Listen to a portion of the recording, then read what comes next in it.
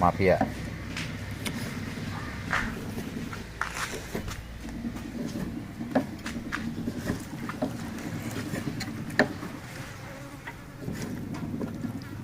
กันนายไง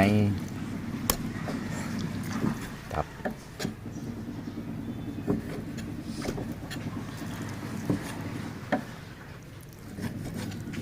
สิ้นควยถึงกล้วย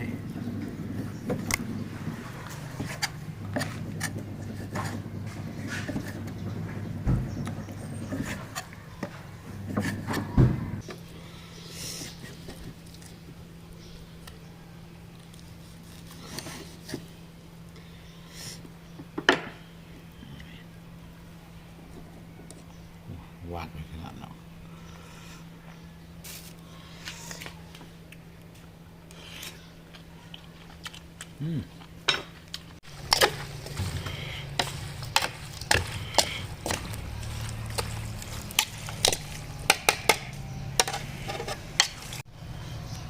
แล้วหรอบ่เนี่ย ได้แล้ว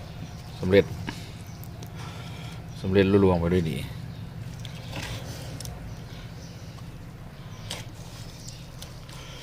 เครื่องหม้อ2 โลการกินเนี่ยกับเขา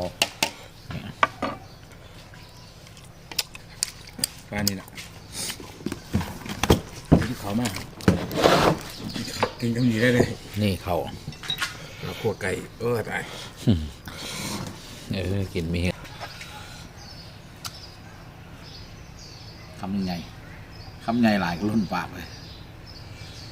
ใส่ตับมัน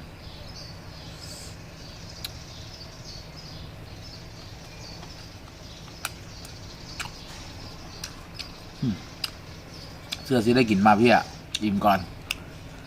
ซอยกินดิบก่อนเห็นหนาวพี่จะได้บ่เห็นหน้า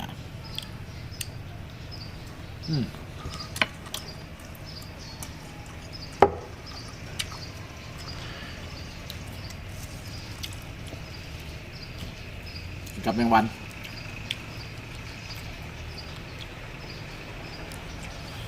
ตับดิบๆเลย